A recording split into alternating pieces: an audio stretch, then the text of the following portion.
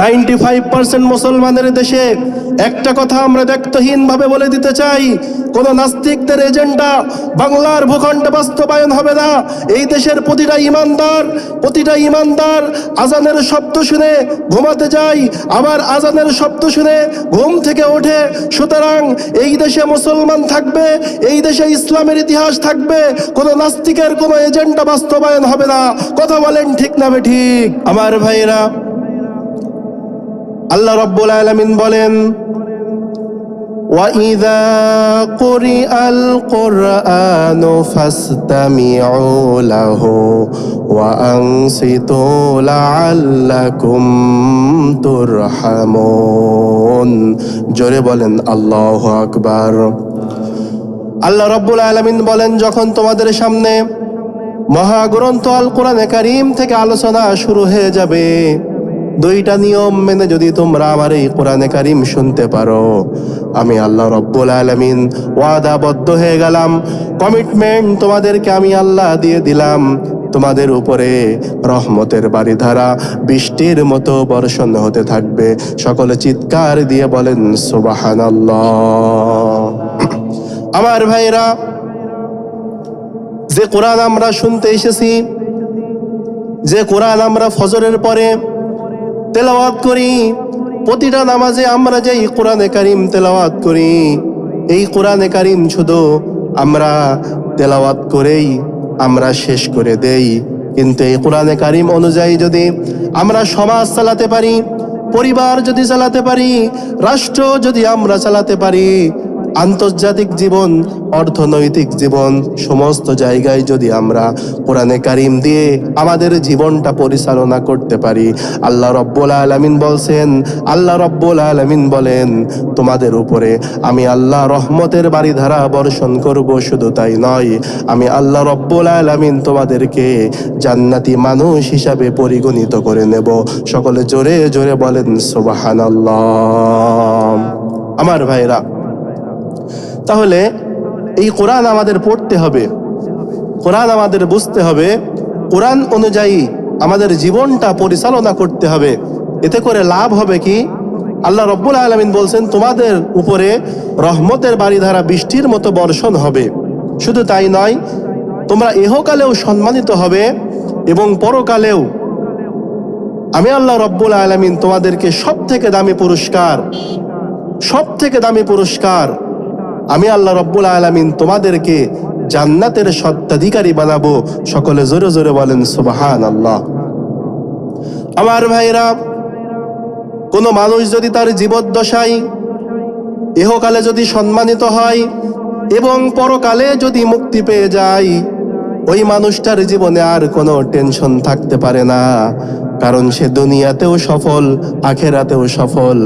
আল্লাহ রাব্বুল আলামিন বলেন, আমার কোরআন অনুযায়ী যে ব্যক্তি চলবে, আমার কোরআনের আইন অনুযায়ী যে ব্যক্তি তার জীবনটা পরিচালনা করবে, আল্লাহ রাব্বুল আলামিন বলেন তার এই জীবনটাও সফল কাম হয়ে যাবে। পরকালে আমি আল্লাহ ওই ব্যক্তির জন্য সুবিশাল জান্নাত আমি আল্লাহ রাব্বুল আলামিন বরাদ্দ করে দেব। চিৎকার দিয়ে বলেন সুবহানাল্লাহ। আমার ভাইরা, তাহলে এই কোরআন আমাদের পড়তে হবে, কোরআন অনুযায়ী আমাদের জীবনটা পরিচালনা করতে হবে, তাহলেই আমাদের জীবনটা সফল কাম হয়ে যাবে। সকলে আরেকবার বলেন সুবহানাল্লাহ। আমার ভাইরা, এই কোরআন আজ থেকে ১৫০০ বছর পূর্বে নাজিল হয়েছে।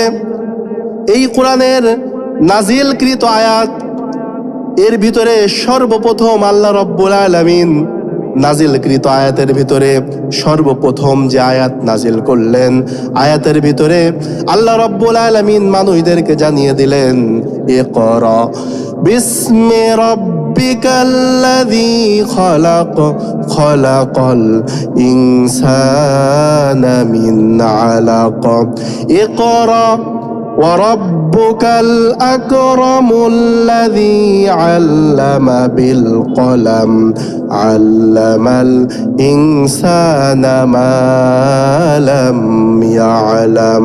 জোরে বলুন আল্লাহু আকবার। আল্লাহ রাব্বুল আলামিন সূরা আলাকের সর্বপ্রথম যে আয়াতে কারিমা নাজিল করলেন, যেই 5টি আয়াত হীরা গুহায় বিশ্ব নবীর উপরে নাজিল হলো, এই আয়াতে কারিমার ভিতরে সর্বপ্রথম মেসেজটা ছিল ইকরা বিসমি রাব্বিকাল্লাযী খালাক, পড়ো তোমার প্রভুর নামে যিনি তোমাদেরকে সৃষ্টি করেছেন। তাহলে এখানে যারা উপস্থিত আছেন সকলকে এক বাক্যে বলতে হবে আমাদের সৃষ্টিকর্তা একজন, তিনি কে? আরো জোরে বলেন তিনি কে? আমাদের সৃষ্টিকর্তা হলো একজন, তিনি হলেন আমাদের আল্লাহ। সে আল্লাহ বলছেন পড়ো তোমার প্রভুর নামে যিনি তোমাকে সৃষ্টি করেছেন। সুবহানাল্লাহ বলবেন না? তাহলে সে আল্লাহর নামে পড়তে হবে।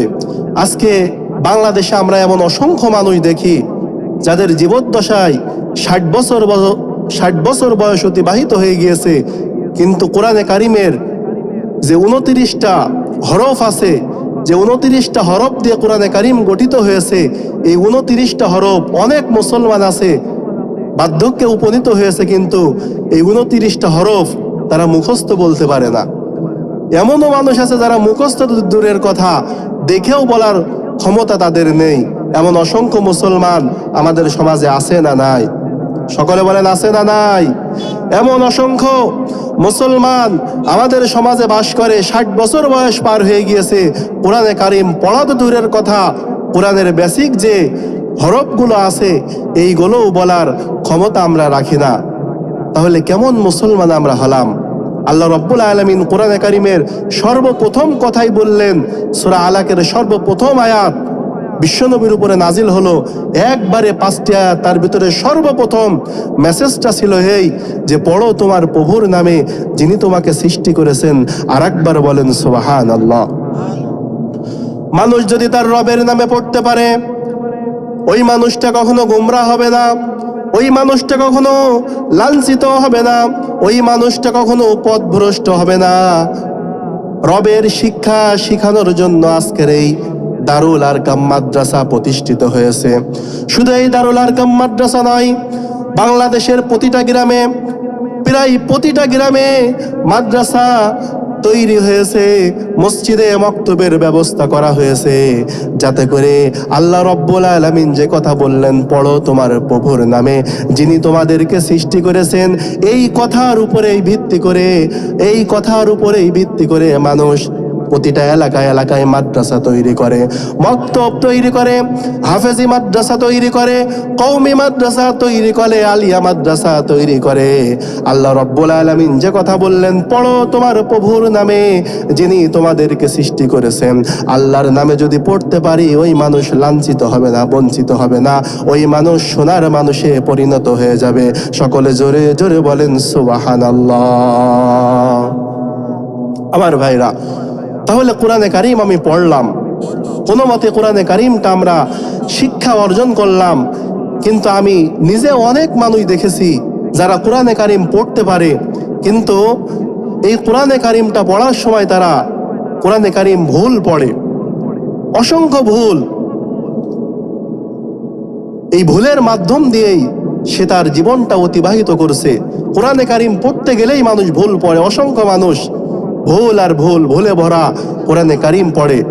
কিন্তু আল্লাহ রাব্বুল আলামিন মানুষদেরকে জানিয়ে দিলেন এই কোরআনে কারিম নির্ভুলভাবে একেবারে তার তিলের সঙ্গে যদি তোমরা আমার এই কোরআনে কারিম পড়তে পারো, আমি আল্লাহ রাব্বুল আলামিন ওয়াদাবদ্ধ হয়ে গেলাম, আমি আল্লাহ রাব্বুল আলামিন তোমাদেরকে জানিয়ে দিলাম কোরআনে কারিম যদি নির্ভুলভাবে তোমরা পড়তে পারো, আমি আল্লাহ রাব্বুল আলামিন প্রতিটা অক্ষরে অক্ষরে আমি আল্লাহ রাব্বুল আলামিন 10টি করে নেকি তোমার আমল নামায় লিখে দেব।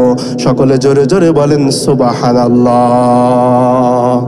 তাহলে প্রতিটা অক্ষরে অক্ষরে 10টা করে নেকি যদি নিতে হয়, অবশ্যই আমাকে আপনাকে নির্ভুলভাবে তার দিলের সঙ্গে কোরআনে কারিম পড়তে হবে।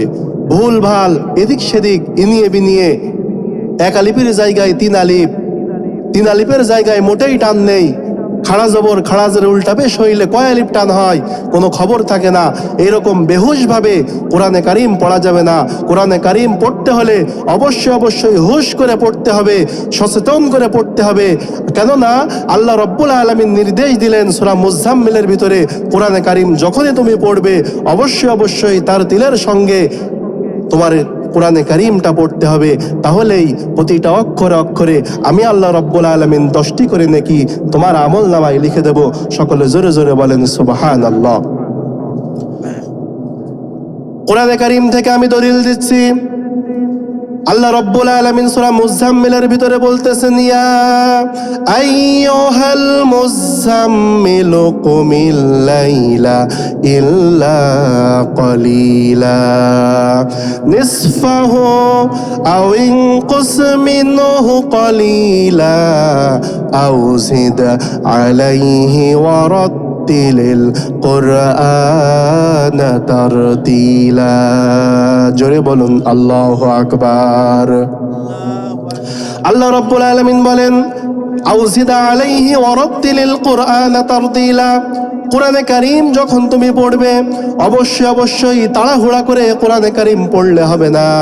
অবশ্যই কোরআনে কারিম যদি পড়তে হয় তার তিলের সঙ্গে ধীরে ধীরে মাখরাজের সঙ্গে সিফাতের সঙ্গে যদি কোরআনে কারিম পড়তে পারো, প্রতিটা অক্ষরে অক্ষরে আমি আল্লাহ রব্বুল আলামিন 10টা করে আমল, 10টা করে নেকি আমি আল্লাহ রব্বুল আলামিন তোমার আমল নামায় উঠায়া দেব। আর একবার বলেন সুবহানাল্লাহ। আমার ভাইরা, তাহলে এই কোরআনে কারিম আমাকে আপনাকে তার তিলের সঙ্গে পড়তে হবে, মাখরাজের সাথেই পড়তে হবে। আর এই কোরআনে কারিম শেখানোর জন্যই আজকে প্রতিটা গ্রামে গ্রামে মাদ্রাসা তৈরি হয়েছে, মসজিদে মক্তব তৈরি হয়েছে। কথা বলেন ঠিক না ঠিক? আমার ভাইরা, আজকে আমি যে বিষয় নিয়ে আলোচনা করব, সূরা ইব্রাহিমের এই কোরআনে কারিম সংক্রান্ত বিষয় আমি আলোচনা করব। সূরা ইব্রাহিমের 2 নম্বর আয়াত থেকে কথা বলার চেষ্টা করব। তো সামনে ভূমিকায় বেশি কথা না বলে আমি সরাসরি সূরা ইব্রাহিমের 2 নম্বর আয়াত থেকে আলোচনায় চলে যাচ্ছি। আল্লাহ রাব্বুল আলামিন বলেন, আলিফ লাম রা কিতাবুন আনজালনাহু ইলাইকা লিতুখরিজান নাসা মিনাজ যুলুমাতি ইলান নূর। জোরে বলেন আল্লাহু আকবার। আলিফ লাম রা এটা হলো হরফে মুকাত্তাআত। আল্লাহু আ'লামু বিমুরাদিহি। এর অর্থ পৃথিবীর কোনো মানুষ জানে না, এর অর্থ একজন জানে। আওয়াজ দিয়ে বলেন সকলে তিনি কে? আরো জোরে বলেন তিনি কে? হরফে মুকাত্তাআত এর অর্থ পৃথিবীর কোনো মানুষ করতে পারে না, এর অর্থ শুধুমাত্র আল্লাহই জানেন। আলিফ লাম রা এর অর্থ শুধুমাত্র আল্লাহই ভালো জানেন। এরপরে 2 নম্বর আয়াত থেকে আল্লাহ রাব্বুল আলামিন বলছেন, কিতাবুন আনজালনাহু ইলাইকা লিতুখরিজান নাসা মিনাজ যুলুমাতি ইলান নূর। জোরে বলুন আল্লাহু আকবার। আলামিন বলছেন, কিতাবুন আনজালনাহু ইলাইকা লিতুখরিজান নাস। এমন একটা কিতাব আমি আল্লাহ রাব্বুল আলামিন ওগো নবী, এমন একটা কিতাব আমি আপনার উপরে নাজিল করলাম, যেই কিতাবের মাধ্যম দিয়ে মানুষদেরকে আপনি বাহির করে আনবেন। বিশ্বনবী বললেন, কোথা থেকে বাহির করে আনবো? আল্লাহ রাব্বুল আলামিন বললেন, মিনাজ যুলুমাতি ইলান নূর। মানুষদেরকে আপনি অন্ধকার, আচ্ছাদিত জাতিকে আপনি অন্ধকার থেকে আলোর দিকে আপনি আনয়ন করবেন। জোরে জোরে বলেন সুবহানাল্লাহ। লিতুখরিজান নাস মিনাজ যুলুমাতি ইলান নূর। মানুষদেরকে বাহির করে আনতে হবে জুলুমাত থেকে নূরের দিকে। সকলে বলেন কিসের দিকে? নূরের দিকে আনতে হবে। জুলুমাত হলো অন্ধকার। এই অন্ধকার হলো মানুষের উপরে জুলুম করা, এটা হলো অন্ধকার। নামাজ না পড়া, নামাজ কাজা করা, এটা হলো অন্ধকার। কোরআনের আওয়াজ কানে যাওয়ার পরেও মাহফিলে যারা আসে না, এটাই হলো অন্ধকারের পথ। আমার ভাইরা, শুধু এখানেই শেষ নয়। মানুষ যে আল্লাহর সঙ্গে শরীক স্থাপন করে, এটাও হলো অন্ধকারের পথ। মানুষ মানুষের উপরে জুলুম করে, এটা অন্ধকারের পথ। আল্লাহ রব্বুল আলামিন বিশ্ব নবীকে আদেশ দিলেন, ওগো নবী, আপনি মানুষদেরকে লিতুখরিজান নাসা মিনাজ জুলুমাতি ইলান নূর, মানুষদেরকে আপনি অন্ধকার থেকে এই কোরআন দিয়ে আপনি আলোর দিকে আনয়ন করবেন। সকলে আর একবার বলেন সুবহানাল্লাহ। আমার ভাইরা, তাহলে কোরআনে কারীম শুধু আমরা এই মাহফিলে এসে শুনবো, এখানেই শেষ নয়। আমাদের পরিবার, আমার 25 বছরের যুবক সন্তান আজকে কোরআনে কারীম পড়তে পারে না। দুর্ভাগা পিতা আমি। আমার সন্তানকে আমি কত রকম শিক্ষায় সুশিক্ষিত করলাম, কিন্তু কোরআনে কারীম সে পড়তে পারে না। আসলে এটা আমার জন্য কপাল পোড়া পিতা ছাড়া আর কোনো কিছুই হতে পারে না। কারণ আপনি আপনার সন্তানকে ইংরেজি, অঙ্ক, বাংলা, সাধারণ জ্ঞান কত শিক্ষা আপনি দিলেন, কিন্তু সন্তানটা যুবক হওয়ার পরে কোরআনে কারীম পড়তে পারে না। অথচ এই কোরআনে কারীম শিক্ষা অর্জন করা, কোরআনে কারীমের শিক্ষা দেওয়া আপনি পিতা, আপনার উপরে ফরজ ছিল, এবং আপনার সন্তান তাকেও এই কোরআনে কারীমের শিক্ষা নেওয়া তার উপরেও ফরজ ছিল। অথচ আপনি অনেক শিক্ষা তাকে দিলেন, কিন্তু কোরআনে কারীমের শিক্ষা আপনি দিলেন না। কাল কিয়ামতের ময়দানে আল্লাহর দরবারে আসামির কাঠগড়ায় দাঁড়াতে হবে। এজন্য আমার ভাইয়েরা, মুসলমানের সন্তানেরা যেন কোরআন না পড়তে পারে, মুসলমানের সন্তানেরা যেন কোরআন থেকে বিমুখ হয়ে যায়, এজন্য নাস্তিকরা বসে নাই। নাস্তিকরা বাংলাদেশের বিভিন্ন পাঠ্য বইয়ের ভিতর থেকে তারা কোরআনে কারীমকে স্তব্ধ করে দেওয়ার জন্য, ইসলাম শিক্ষাকে স্তব্ধ করে দেওয়ার জন্য, ইসলামের ইতিহাসকে স্তব্ধ করে দেওয়ার জন্য তারা ষড়যন্ত্র করছে। কিন্তু 95% মুসলমানের দেশে একটা কথা আমরা বলে দিতে চাই, এই মুসলমানের পরতে পরতে ইসলাম লেগে আছে, মুসলমানের পরতে পরতে ঈমান লেগে আছে। 95% মুসলমানের দেশে কোনোদিন ইহুদি, খ্রিস্টান, নাস্তিকদের কোনো মত এই বাংলাদেশে আমরা চালু হতে দেব না। কথা বলেন ঠিক কিনা? আমাদের সন্তানদের স্কুলে আমরা পড়াবো, স্কুলে পাঠ্য বইয়ের ভিতরে যেগুলো তাদেরকে শেখানো হয়, অঙ্ক, ইংরেজি, বাংলা, এরপরে সাধারণ জ্ঞান, ইতিহাস, ভূগোল, এর পাশাপাশি ইসলাম শিক্ষা বলেও তাদের একটা শিক্ষা আছে, বা ধর্ম বলে তাদের একটা শিক্ষা আছে। হিন্দুদের জন্য হিন্দু ধর্ম, মুসলমানদের জন্য মুসলমান ধর্ম, খ্রিস্টানদের জন্য খ্রিস্টান ধর্ম, এরকম যার যার ধর্মের বিষয় তাদেরকে শেখানো হয়।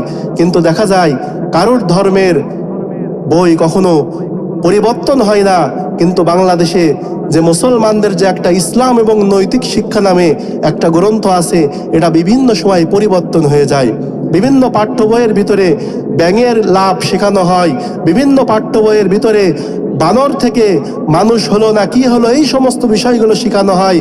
কিন্তু প্রকৃত অর্থে বিশ্বনবীর জীবনী, সাহাবায়ে কেরামদের জীবনী, এই সমস্ত দিক থেকে মুসলমানদের সন্তানদেরকে মুক্ত করে তাদেরকে নাস্তিক বানানোর পায়তারা করা হচ্ছে।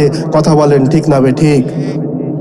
95% মুসলমানের দেশে একটা কথা আমরা দায়িত্বহীন ভাবে বলে দিতে চাই, কোন নাস্তিকদের এজেন্ডা বাংলার ভূখণ্ডে বাস্তবায়ন হবে না। এই দেশের প্রতিটা ইমানদার আজানের শব্দ শুনে ঘুমাতে যায়, আবার আজানের শব্দ শুনে ঘুম থেকে ওঠে। সুতরাং এই দেশে মুসলমান থাকবে, এই দেশে ইসলামের ইতিহাস থাকবে, কোন নাস্তিকের কোন এজেন্ডা বাস্তবায়ন হবে না। কথা বলেন ঠিক না বেঠিক? আমার ভাইরা, আমরা অনেক সময় দেখি মানুষ কোরআন না জানার কারণে অনেক সময় মানুষ দুর্নীতি করে। কলমের একটা খোঁচা দিয়ে লক্ষ লক্ষ টাকা তারা নিজের পকেটে করে নেয়, লক্ষ টাকা তারা মানুষের কাছ থেকে জুলুম করে হাতিয়ে নেয়। যারা এই সমস্ত কাজগুলো করে তাদের ভিতরে যদি আসলে কোরআনে কারীম থাকতো, কোরআনে কারীমের যদি শিক্ষা থাকতো, প্রকৃত অর্থে আল্লাহর ভয় যদি থাকতো, তাহলে এই মানুষগুলো কলমের একটা খোঁচা দিয়ে, এক খোঁচাই 1 সেকেন্ডও লাগে না, 10 লাখ টাকা ঘুষ নিয়ে নেয়। আমার ভাইরা, এজন্য আমাদের জিনাদার গর্ব মরহুম আইনউদ্দিন আল আজাদ একটা গজল তিনি পরিবেশন করেছিলেন। সেই গজলটা আমার খুবই ভালো লাগে।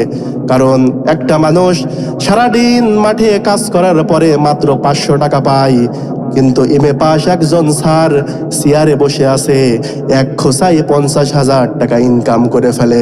কথা বলেন ঠিক কিনা? আমার ভাইরা, বাংলার মানুষ যদি আজকে কোরআন পড়তে পারতো, কোরআন অনুযায়ী যদি তার জীবনটা পরিচালনা করতে পারতো, কোনো মানুষ যদি কোরআন মানে কোরআন বোঝে, কোরআন অনুযায়ী যদি জীবনটা পরিচালনা করতে পারে, আল্লাহর ভয় যদি ওই ব্যক্তির অন্তঃকরণের ভিতরে থাকে, ওই মানুষটা কখনো দুর্নীতিগ্রস্ত হতে পারে না, ওই মানুষটা কখনো ঘুষ নিতে পারে না, ওই মানুষটা কখনো সুদের ভিতরে লিপ্ত হতে পারে না। ওই মানুষটা প্রকৃত অর্থে কোরআনওয়ালা ব্যক্তি, কোরআনওয়ালা ব্যক্তি সোনার মানুষে পরিণত হয়ে যাবে। কথা বলেন ঠিক না?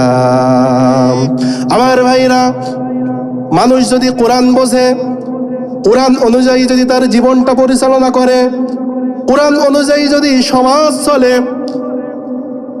রাষ্ট্র চলে, পরিবার চলে, মানুষ যদি সমস্ত কিছু কোরআনে কারিমের আইন অনুযায়ী করতে পারে, মানুষেরা সোনালী দিন আবার ফিরে পাবে। যেমন সোনালী দিন মানুষ ফিরে পেয়েছিল বিশ্ব নবীর জামানায়, যেরকম ভাবে মানুষ সোনালী দিন ফিরে পেয়েছিল হযরত ওমরের জামানায়, মুসলিম জাহানের খলিফাতুল মুসলিমিন আমিরুল মুমিনিন যখন তিনি ক্ষমতায় আসলেন, মানুষেরা সোনালী দিন ফিরে পেল। মানুষেরা সোনালী দিন তারা তাদের নিজের চোখে দেখতে পেল, চর্মচোখে তারা দেখতে পেল সোনালী দিন কেমন হয়। কোরআনের আইন দেয়া যদি সমাজ চলে, সমাজটা কেমন পরিবর্তন হয়ে যায়। হিন্দু, মুসলিম, খ্রিস্টান, বৌদ্ধ যত ধর্মের মানুষ পৃথিবীর আছে, সমস্ত মানুষগুলো কোরআনের শান্তিতে, কোরআনের রহমতে সকলে, কোরআনের রঙে সকলে রাঙিয়ে যায়। জোরে জোরে বলেন সুবহানাল্লাহ।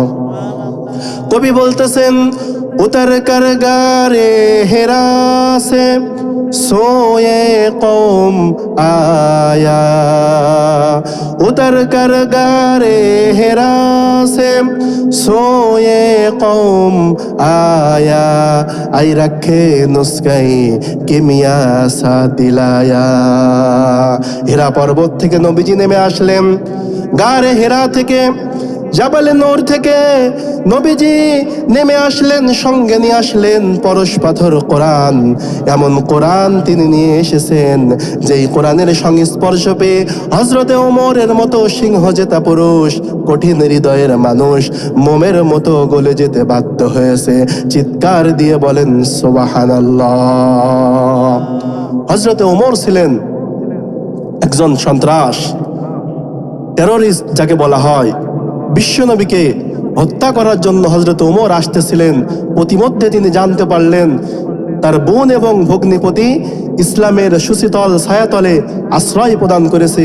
সে সহ্য করতে পারল না, চলে গেল বোনের বাড়িতে। আমার বোনের এত বড় সাহস, মুহাম্মাদের ধর্মকে সে মেনে নিয়েছে। বোনের বাড়িতে চলে গেল। যাওয়ার পরে তিনি দেখলেন দূর থেকে কোরআনে কারিমের আয়াত তিনি শুনতে পেলেন। বোন এবং ভগ্নিপতি কোরআনে কারিমের আয়াত তেলাওয়াত করতেছেন। তাহা মা আনজালনা আলাইকাল কুরআনা লিতাশকা ইল্লা তাযকিরাতাল লিমান ইয়াখশা তানজিলাম মিম্মান খালাকাল আরদা ওয়াস সামাওয়াতিল উলা। জোরে জোরে বলেন আল্লাহু আকবার। হযরতে ওমর যখন বোন এবং ভগ্নিপতির কণ্ঠে সূরা তাহার আয়াতগুলো শুনতে পেলেন, আয়াত শোনার পরে তিনি পাগল পারা হয়ে গেলেন। কি এক কিতাব, কি আমি শুনলাম! জীবনে তো কত গান বাদ্যযন্ত্র আমি শুনেছি, কিন্তু এমন সুন্দর কথা তো আমি কখনো শুনতে পারি নাই। কোরআনে কারিমকে দেখার জন্য, কোরআনে কারিমকে স্পর্শ করার জন্য তিনি ছুটে চলে গেলেন। তার বোনকে তিনি বারবার রিকোয়েস্ট করলেন, বোন এই কোরআনে কারিম আমি শিখতে চাই, কোরআনে কারিম আমি পড়তে চাই। বোন বলল না, এই কোরআনে কারিম স্পর্শ করা যাবে না। কোরআনে কারিম যদি তোমার পড়ার ইচ্ছাই থাকে, কোরআনে কারিম যদি ছোঁয়ার ইচ্ছাই তোমার থাকে, অবশ্যই অবশ্যই আগে তোমাকে মোহাম্মদের উপরে ঈমান আনতে হবে, আল্লাহর উপরে ঈমান আনতে হবে। চিৎকার মেরে বলেন আল্লাহু আকবার। হযরত ওমর সেদিন বলেছিলেন যে মধুর কণ্ঠে আমি কোরআনে কারিম শুনলাম, এই তেলাওয়াত আমি শিখব, এর জন্য যা করার দরকার হোক না কেন সেটা আমি করতে রাজি আছি, কিন্তু শর্ত হলো একটা, এই কোরআন আমাকে শিখাই লাগবে। তাহলে যে ওমর আসতেছিলেন বিশ্বনবীকে হত্যা করার জন্য, কোরআনে কারিমের আয়াতগুলো কানে যাওয়ার সঙ্গে সঙ্গে ওমর বিশ্বনবীর উপরে আল্লাহর উপরে ঈমান আনার জন্য তিনি প্রস্তুত হয়ে গেলেন। সকলে জোরে জোরে বলেন সুবহানাল্লাহ। আমার ভাইরা, বিশ্বনবী সাল্লাল্লাহু আলাইহি ওয়াসাল্লাম রাষ্ট্র ক্ষমতায় ছিলেন। বিশ্বনবীর ইন্তেকালের পরে আবু বকর ক্ষমতায় আসলেন। আবু বকরের পরে হযরত ওমর রাদিয়াল্লাহু তাআলা আনহু ক্ষমতায় আসলেন।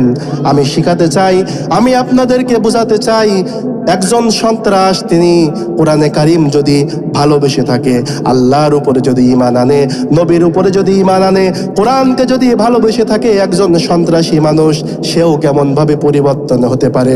বিশ্বনবীর বিদায়ের পরে, আবু বকরের বিদায়ের পরে হযরত ওমর যখন ক্ষমতায় আসলেন, গভীর রজনীতে তিনি বাহির হয়ে যেতেন মানুষের খোঁজ খবর নেওয়ার জন্য। আমার এই এলাকার ভিতরে কে সুখে আছে, কে দুঃখে আছে দেখার জন্য তিনি বাহির হয়ে যেতেন। একদিন রাতে তিনি বাহির হয়েছেন, আমার কোন প্রজা সুখে আছে নাকি দুঃখে আছে দেখার জন্য। তিনি রাতের বেলায় গভীর রজনীতে বাহির হয়ে গেলেন। বাহির হওয়ার পরে তিনি মরুভূমির প্রান্তরে তিনি ঘুরে বেড়াতেছেন। হঠাৎ করে তিনি লক্ষ্য করে দেখলেন দূরে একটা মানুষ, টিম টিম করে আলো জ্বলতেছে, আর একজন মানুষ বারবার বাড়ির ভিতর থেকে বাহিরে আসতেছে আর বাড়ির ভিতরে প্রবেশ করতেছে। মুসলিম জাহানের খলিফাতুল মুসলিমিন আমিরুল মুমিনিন অনেক সময় ধরে বিষয়টা তিনি লক্ষ্য করলেন। লক্ষ্য করার পরে তিনি পিছন দিক থেকে যে ওই মানুষটার হাতটা জাপটে ধরেছেন। বলে, তুমি কে? এই গভীর রজনীতে এই বাড়িতে বারবার তুমি ঢুকতেছো আর বারবার কেন বাহিরে প্রবেশ করতেছো? লোকটা বলে, আমি তো এই বাড়ির মালিক, আপনি কে? আপনাকে তো আমি চিনতে পারলাম না। খলিফাতুল মুসলিমিন নিজের পরিচয় গোপন করলেন। নিজের পরিচয় গোপন করে ওই লোকটাকে বলতেছে, কি কারণে তুমি এই রকম বাড়ির ভিতরে ঢুকতেছো আর প্রবেশ করতেছো, আমাকে বলতে হবে। বলে, না, তোমার কাছে বলে কি লাভ, একটা গোপনীয় বিষয় আমি তোমার কাছে বলতে পারবো না। হযরত ওমর নিজের পরিচয়টা গোপন রাখলেন, রেখে বলতেছে, না, তোমাকে অবশ্যই আমাকে বলতেই হবে, কি কারণে তুমি বারবার বাড়ির ভিতরে ঢুকতেছ আর বাহির হয়ে যাচ্ছ। লোকটা এবার বলে, পথিক, তোমাকে তো আমি চিনি না, তবে তোমার কাছে আমি বলছি, আমি যে বারবার বাড়ির ভিতরে ঢুকছি আর বাহির হয়ে যাচ্ছি এর পিছনে কারণ হলো একটা, আমার স্ত্রী হলো সন্তান সম্ভবা, ডেলিভারির সময় হয়ে গিয়েছে, কিন্তু আমার বাড়ির আশপাশে কোনো লোক নাই। মরুভূমির ভিতরে আমি বসবাস করি, আমার বাড়ির ভিতরে কোনো লোক নাই, বাড়ির আশপাশে কোনো বাড়িও নাই। এই গভীর রজনীতে মরুভূমির ভিতরে আমি প্রচন্ড বিপদের ভিতরে আছি, কি করব আমি কোনো কিছুই খুঁজে পাচ্ছি না। হযরত ওমর কথাটা শোনা মাত্রই তিনি এক সেকেন্ডের জন্য দেরি করলেন না, দৌড় দিয়ে তিনি বাড়িতে চলে গেলেন। বাড়িতে গিয়ে তার সন্তানের মা তাকে ডাক দিয়ে বলতেছেন, আব্দুল্লাহর মা, আমার আল্লাহ জান্নাত বিক্রি করতেছেন, যদি তুমি কিনতে চাও আমার পেছ পেছ তুমি দৌড়ায়া চলে আসো। সুবহানাল্লাহ বললেন না? একজন মুসলিম জাহানের খলিফাতুল মুসলিমিন, আপনি তো সামান্য একটা ওয়ার্ডের মেম্বার হয়ে আপনার পার মাটিতে পড়ে না। এই বাংলাদেশ না, এই রকম বিশ্বের অর্ধেকটা জাহানের তিনি রাষ্ট্রপ্রধান ছিলেন। এত বড় বিশ্বের অর্ধেকটার জাহানের তিনি রাষ্ট্রপতি ছিলেন। এমন একজন পাওয়ারফুল ব্যক্তি তার স্ত্রীকে নিয়ে যাচ্ছে, একজন প্রজা একেবারেই নিম্ন শ্রেণীর একজন মানুষের স্ত্রীর ডেলিভারির কাজে তিনি নিয়ে যাচ্ছেন, তাহলে কোরআনে কারিম মানুষদেরকে কোথা থেকে কোথায় নিয়ে যেতে পারে? আমার ভাইরা, হযরতে ওমর তার স্ত্রীকে বললেন, প্রিয়তম স্ত্রী আমার পেছ পেছ তুমি চলে আসো, আর আসার সময় হাতে তুমি কয়েকটা নেকড়া আনবা আর একটু তেল আনবা, কাজে লাগবে। হযরতে ওমর স্বামীর কথা মতো, হযরতে ওমরের স্ত্রী স্বামীর কথা মতো তিনি ওমরের পেছ পেছ তিনি দৌড়ায় দৌড়ায় চলে আসলেন। আমার ভাইরা, হযরতে ওমর সেই বাড়ির সামনে এসে ওই যুবককে ডেকে বলতেছেন, তোমার উপকার করার জন্য আমি একজন মহিলাকে এনেছি, তাড়াতাড়ি মহিলাকে ঘরের ভিতরে প্রবেশ করাও। হযরত ওমরের স্ত্রী চলে গেলেন মহিলার ঘরের ভিতরে। ডেলিভারি সম্পন্ন হলো। কিছুক্ষণের মধ্যে হযরত ওমর রাদিয়াল্লাহু তাআলা আনহুর হাতে তার স্ত্রী ফুটফুটে একটা পুত্র সন্তান হাতে তুলে দিলেন আর বললেন, খলিফাতুল মুসলিমিন, আপনার বন্ধুকে জানিয়ে দেন আল্লাহ রব্বুল আলামিন তাকে একটা পুত্র সন্তান দান করেছে। সকলে জোরে জোরে বলেন সুবহানাল্লাহ। আমার ভাইরা, আজকের সমাজে আমরা একটা বিষয় দেখি, মনে পড়ে গেল, অনেক মানুষ এরকম আছে স্ত্রীর পুত্র সন্তান হয় না, এজন্য তালাক দিয়ে দেয়। এমন এক শ্রেণীর কুলাঙ্গার সমাজের ভিতরে আছে না নাই? আরো জোরে বলেন, আছে না নাই? আবার এমনও পুরুষ আছে যাদের কন্যা সন্তান হয় না, এজন্য তারা স্ত্রীকে তালাক দিয়ে দেয়, স্ত্রীকে বাদ দিয়ে দেয়, আবার নতুন করে বিবাহ করে। অথচ আল্লাহ রব্বুল আলামিন বলছেন, পুত্র কন্যা কোনোটাই আমি আল্লাহ দেই না অনেক মানুষকে। আবার কোনো মানুষকে শুধু পুত্র দেই, আবার কোনো মানুষকে শুধু কন্যা দেই, আবার কোনো মানুষকে আমি আল্লাহ পুত্র কন্যা সমস্ত কিছুই আমি আল্লাহ দান করে থাকি। সমস্ত কিছুর উপরে আমি আল্লাহর ক্ষমতা। সকলে জোরে জোরে বলেন আল্লাহু আকবার। আমার ভাইরা, আল্লাহ রব্বুল আলামিন বলছেন, লিল্লাহি মুলকুস সামাওয়াতি ওয়াল আরদি ইয়াখলুকু মা ইয়াশা ইয়াহাবু লিমান ইয়াশাউ ইনাসা ওয়া ইয়াহাবু লিমান ইয়াশাউ যুকুর আও ইউযাওয়িজুহুম যুকরানা ওয়া ইনাসা ওয়া ইয়াজআলু মান ইয়াশাউ আকিমা ইন্নাহু আলিমুন কাদির। জোরে বলেন আল্লাহু আকবার। আল্লাহ রাব্বুল আলামিন বলেন, আমি আল্লাহ যাকে ইচ্ছা পুত্র সন্তান দেই, আমি আল্লাহ যাকে ইচ্ছা কন্যা সন্তান দেই, আবার আমি আল্লাহ যাকে ইচ্ছা শুধুমাত্র পুত্র এবং কন্যা উভয়টাই দিয়ে থাকি। আবার আমি আল্লাহ যাকে ইচ্ছা তাকে পুত্র কন্যা কোনোটাই দেই না, নিঃসন্তান বানিয়ে রাখি। সমস্ত কিছুর উপরে ক্ষমতা হলো আমি আল্লাহর। জোরে জোরে বলেন আল্লাহু আকবার। আরো জোরে বলেন আল্লাহু আকবার। আমার ভাইরা, হযরত ওমরের হাতে ফুটফুটে একটা পুত্র সন্তান দিলেন আর স্ত্রী বললেন, খলিফাতুল মুসলিমিন, আপনার বন্ধুকে জানিয়ে দিন তার একটা পুত্র সন্তান হয়েছে।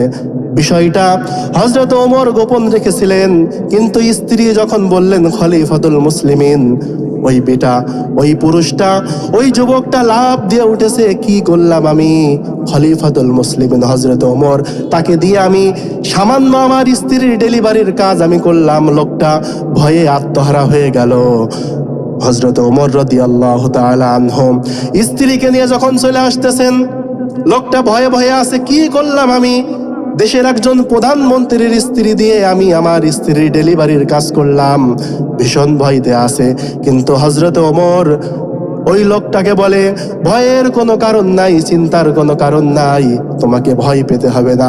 আমি নিজ ইচ্ছাই তুমি আমার এলাকার ভিতরে বসবাস করো, তুমি যদি কষ্টে থাকো এর কারণে অবশ্যই অবশ্যই আল্লাহর কাছে আমাকে জবাবদিহি করতে হবে। কথা বলেন ঠিক না ঠিক? এই যে এই চিন্তাটা যে আল্লাহর কাছে আমার জবাব দিতে হবে, এই চিন্তা যদি কোনো মানুষের ভিতরে থাকে, ওই মানুষটা কোনো অন্যায় কাজ করতে পারে না। কথা বলেন ঠিক না ঠিক? আমার ভাইরা, খলিফাতুল মুসলিমিন হযরত ওমর রাদিয়াল্লাহু তাআলা আনহুর স্ত্রী ডেলিভারি সম্পূর্ণ করে তিনি বাড়িতে চলে আসবেন।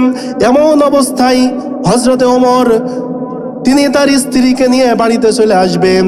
এমন অবস্থায় পিছন দিক থেকে ওই লোকটা হযরতে ওমরের হাতে কিছু টাকা দিতেছেন আর বলতেছেন, খলিফাতুল মুসলিমিন, এই রাতের বেলায় আপনি যেই নার্সকে নিয়ে এসেছেন, এই রাতের বেলায় তো কোনো নার্স পাওয়া যেত না। আপনি খলিফাতুল মুসলিমিন, এই জন্য আপনি আনতে পেরেছেন। এই যে কিছু টাকা আমি আপনার হাতে তুলে দিলাম, এই টাকাগুলো আপনি ওই নার্সকে আপনি দিয়ে দেবেন। খলিফাতুল মুসলিমিন হযরত ওমর বলেন, তুমি যেই টাকাগুলো দিতেছো এই টাকাগুলো তোমার দেওয়া লাগবে না, এই টাকাগুলো তোমাকে দেওয়া লাগবে না, এই টাকাগুলো তোমাকে দেওয়া লাগবে না।